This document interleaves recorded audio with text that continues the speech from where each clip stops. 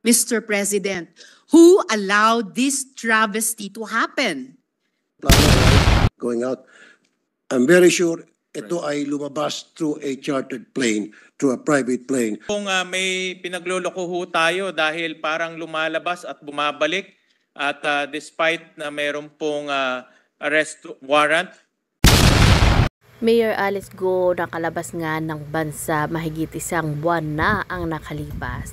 Dito ay sinabi nga ni Senador Gatchalian na parang niloloko lamang daw sila nitong si Mayor Alice Go kasi nga hindi pala nila nalalaman na nakatakas na pala at gamit ang kanyang private jet plane. Kaya naman dito ay pinag-uusapan nila kung sino nga ba ang totoong tumulong dito kay Alice Go, bakit hindi man lang siya nakilala sa mga airport. Gayon nga nagsabi nga ni Senator Raffy Tulfo na merong taong tumulong dito sa kay Mayor Alice Go or doon siya dumaan sa mga probinsya kung saan nga ay hindi masyado siya kilala, at kung kilala man siya siguro may tumulong sa kanya para hindi nga makita ang mukha niya doon sa CCTV.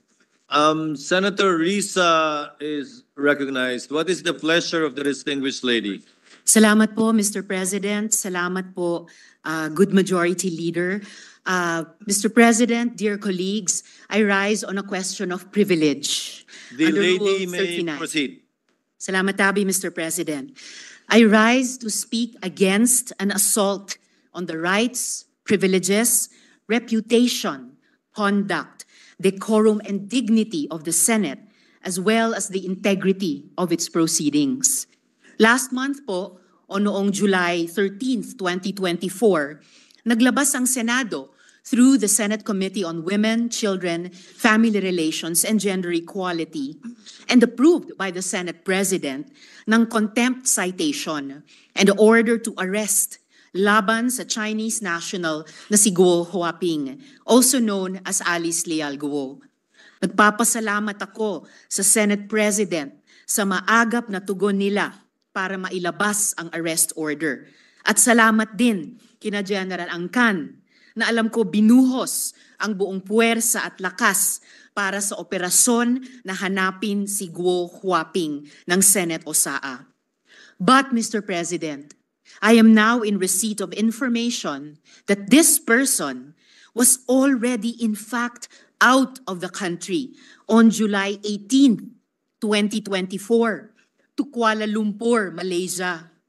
Ipapakita ko po ang dokumentong ito bilang patunay na pumasok sa Malaysia si Alice Guo.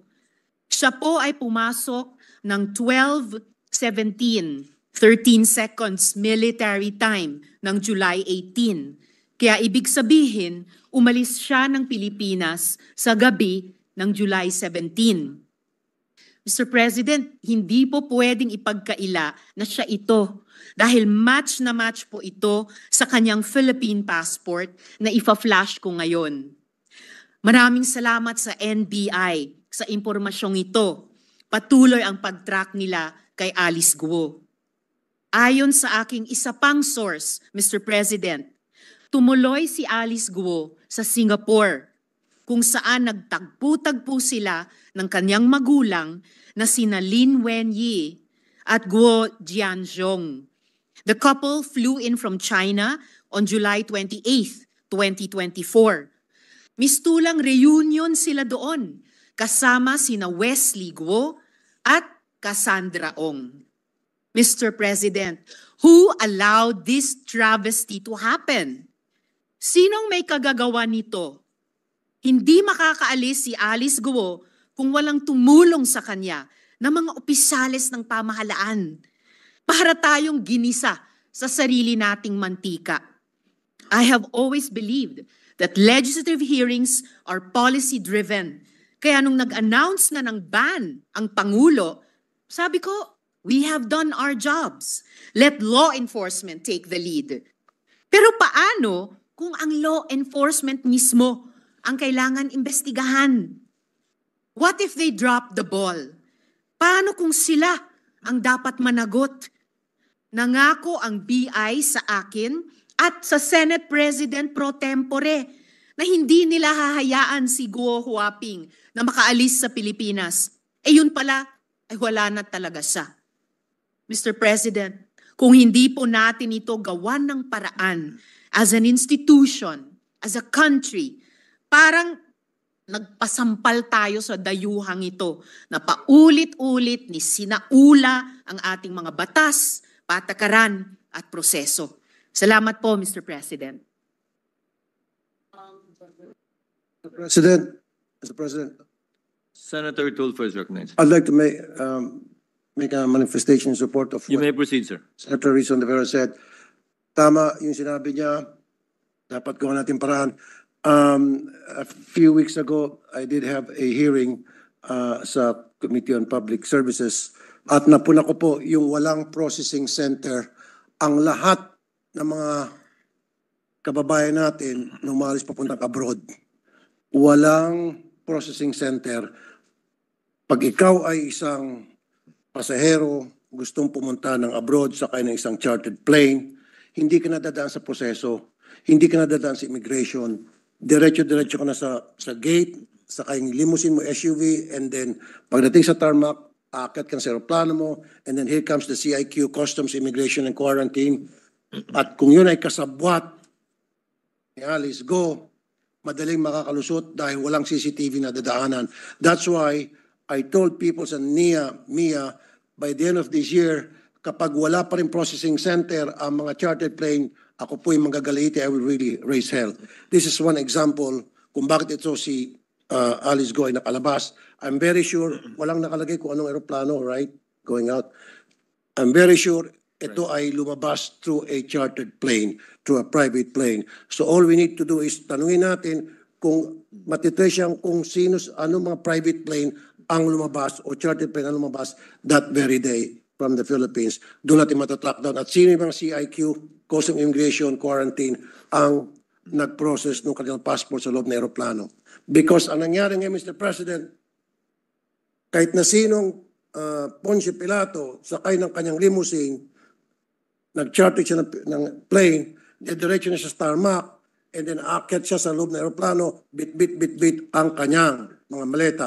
Ito pa, yung pagkuha ng mga information, pag dumaan tayo sa immigration, yun po ay useless. Yung biometrics, kinukunan tayo ng picture, etc.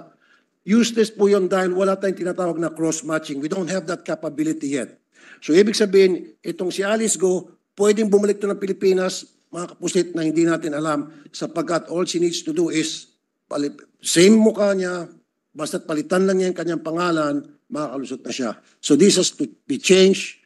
At again, ako'y nanawagan sa mga taga-NAIA, MIA, Immigration, get your act together dahil by the end of this year, gusto ko magkaroon ng processing center ang lahat ng pasahero going in and coming out of the country.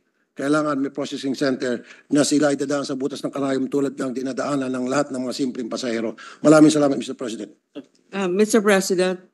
Salamat po, Mr. President. Ako po, kung magtangka pa yang si Guo Huaping bumalik dito sa Pilipinas, siguro naman huhulihin na talaga siya, di po ba? Pero sa ginawa niya pong iyon na niloko tayo sa loob ng isang buwan, yung pala ay nasa labas na, ewan ko na lang po kung babalik pa yan dito o lalong papalayo sa atin. Salamat po, Mr. President. Mr. President. Senator Poe, what is your pleasure?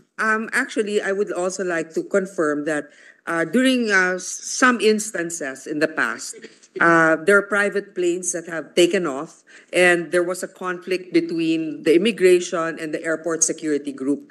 At least in the main thoroughfares, in the main airports, meron talagang airport security group at may immigration. Pero sa mga ibang lugar, kung sa North man yan, dun sa mga PEZA zones, kung may mga airport doon, I think we should also have an inventory. What day did she arrive in Malaysia? For example, if CAAP has a record of all departures from the Philippines and from where, because I'm sure we have a list if they went to Malaysia, ilan yung mga flight papuntang Malaysia, whether it's private or or a passenger plane, we should be able to determine that. Kasi, syempre, meron yung traffic, di ba? So they should have a master list of who had taken off and have reached for an international flight. So that's one possibility for us to be able to track them. Pero ang ginawa natin dati sa NAIA, also for the information of the new chair of the Committee on Public Services, lahat ng mga gates may mga CCTV na para yung sa mga, kasi nangyayari dito sa mga private planes, papasok sila dun sa mga side entrance ng airport, hindi alam kung sino mga pasahero dun, kunyari grandia na tinted. Dapat yan ngayon may mga pwede natin imbestigahan kung kinukunan lahat ng mga nakasakay sa loob kasi minsan napupuslit pumapasok sa eroplano, hindi nakikita ng immigration or ng airport security group. So that's all, Mr. President. Thank you. Mr. President.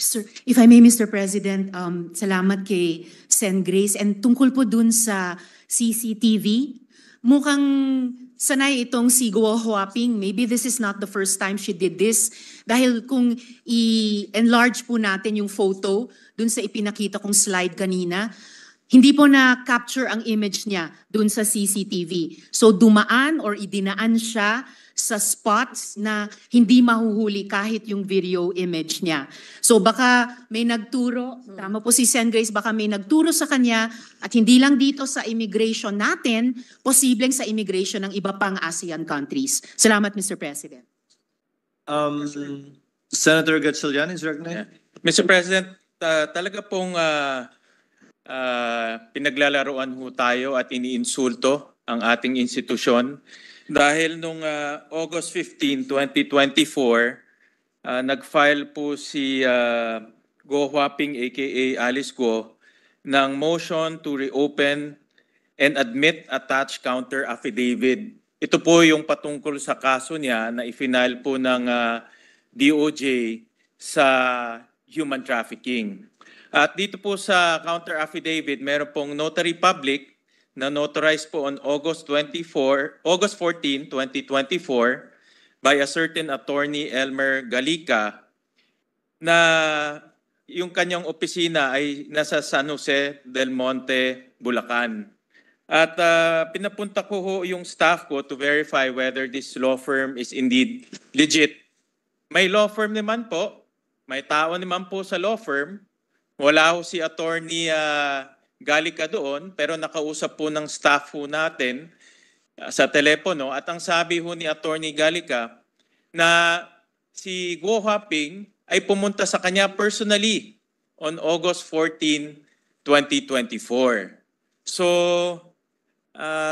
talaga hong may pinagloloko ho tayo dahil parang lumalabas at bumabalik at despite na meron pong arrest warrant, ay hindi ho ito pinapansin at imbes lumalabas at bumabalik po sa ating bansa. Kung totoo po na meron ho siyang personal appearance dito po kay Attorney Galica.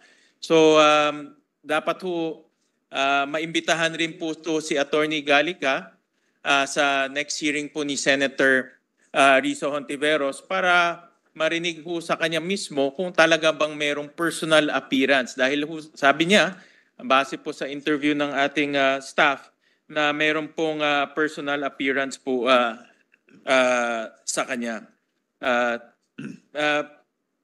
Mr. President, let me correct myself. It's Attorney Elmer Galicia. Attorney Elmer Galicia na ang office po ay sa San Jose del Monte, Bulacan. So kaya ho, Mr. President, talaga pong pinaglalaroan po yung ating institusyon at itong taong to, itong abogadong to ay dapat po maimbitahan para malaman ho natin ang katotohanan. Either siya ho'y nagsisinungaling at wala pong personal appearance o talagang balik-labas po ng ating bansa na lumalampas po sa Bureau of Immigration dahil hindi naman po makakalabas at makakabalik po ng ating bansa kung hindi po tinatatakan po yung kanyang pasaporte. So maraming salamat sa Senator Risa for bringing this out and maraming salamat po at napag-usapan po natin. Noted. Maraming salamat po, Sen. Sherwin, and very well taken po, Mr. President, na sa patuloy naming pagdinig dito sa usapin ng POGO sa Senate Committee on Women ay tatawagin yung resource person na sinabi ni Sen. Sherwin na si Attorney Galicia. Salamat po. Yes. Salamat. Mr. President, Majority Leader, really quick. Senator Zubiri is recognized. You may Thank you. I proceed, don't sir. want to delay the proceedings, particularly in the third reading vote, but I like to congratulate Senator Risa for bringing this up. We support her on this particular issue. And as early as last year, if you can recall, when I was presiding in one of the budget deliberations, I made mention the fact hindi pa pumuputok ito si Mayor Guo, hindi pa pumuputok itong issue na to, that there was a town in Mindanao that was issuing fake birth certificates, late registration. I mentioned it there. It was picked up by the media. This was November of 2023. And tama pa lang yung pinalabas ko na information, and now it seems that the PSA has validated almost over 1,600 or 1,700 fake late registration birth certificates. So at that time, I remember that the NBI, when I spoke to them, said that they had no evidence of such thing happening. So I want to thank Senator Risa Ontiveros Committee for, and together with Senator Sherwin Gatchalian, for bringing this out, that this was actually happening. If we didn't bring that out as early as then and now, I would just dread to believe what would happen to our country. It will be a nation of fake Filipinos. And on the issue of the plane, Your Honor, Mr. President, just a tip to my distinguished colleague, if you have the document, the arrival document in Malaysia, they will always have the flight number. Meron yun, sure yun. Impossible na hindi registered yung flight number na yan. If the flight number now registers to a chartered plane, then you can find out who owns the chartered plane. And dahil nga masyadong popular ito si Mayor Go, kilala siya. Sigurado kilala ng piloto kung sinong pasahero nila. Imposibleng hindi makikilala. Matatanong mo sila, bakit nila hindi na i-report na ito po ang pasahero nila? Because you have also manifest. You cannot leave. The CAAP can fine or actually dismiss pilots in the failure to name the members in the manifest. And it has to be the authentic name. It has to be a certified name with passport. So, my suggestion, Mr. President, to the committee is to go back and subpoena, of course, CAAP, and if they give you the documents on who the chartered plane that provided this escape, then you can subpoena these individuals. Pero imposibleng darating yan sa international port na walang document kung anong eroplanong sinakyan niya at yung airplane number, because that's a violation of international law. So thank you, Mr. President. Thank you to our distinguished colleague. Thank you, Senator Zubiri. Salamat po, Mr. President, at kay Sen. Migs. Maigi nga po na in the course of the investigation, nag-step up po talaga yung iba't ibang executive agencies and constitutional bodies. Siguro may parallel pressure or support sa isa't isa, no? Tayo dito sa legislature at yung ilang opisina sa executive at constitutional bodies para talaga to be equal to this task, lalo na mapanghamon yung mga issue na hinaharap sa atin ng POGO at mga katulad ni Guo Huaping. And again, very well taken po yung mga payo na ibinigay, mga dagdag na resource persons para sa isa sa mga huling pagdinig ng komite namin laban sa POGO. Aming salamat, Mr. President. Mr. President, if I may. Senator Jinggoy. Yeah, first of all, I would like to associate myself with the manifestation of Senator Risa. If my memory serves me right, during the hearing of the committee chaired by Senator Risa, I asked the representative of the BID bluntly if Mayor Alice Go was still here in the country as we speak, and then he said yes, he is still here. So we have to hold the BID responsible also for this fiasco. And one more thing, Mr. President, I don't think that Mayor Alice Go chartered a plane in Naiya.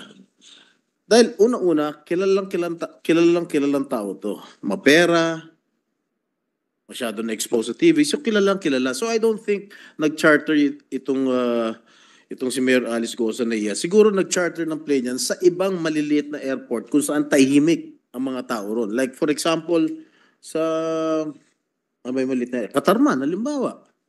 O sa Katiklan, yung mga hindi masyadong busy airport, nag-charter na airplano. Gagamit lang ng fake passport yan, pwede ka nang umalis. How can, sino magmamonitor doon sa mga maliliit na airport? Meron ba tayong mga ka-up doon? Meron ba tayong mga BID doon? Wala. So it's easy to escape here in the Philippines pagka meron ka talagang kaso. Kung pumunta ka lang sa mga maliliit na airport, mag-charter ka ng plane, maraming pera eh. Oh, punta ka Hong Kong, 2 oras nandun ka na. Wala na tayong hapon. Yun lang po, Mr. President. Thank you, Senator Jinggoy. Mr. Senator President, Bernal. one last point, if I may, to one of the points raised by the Senate President pro tempore. In fact,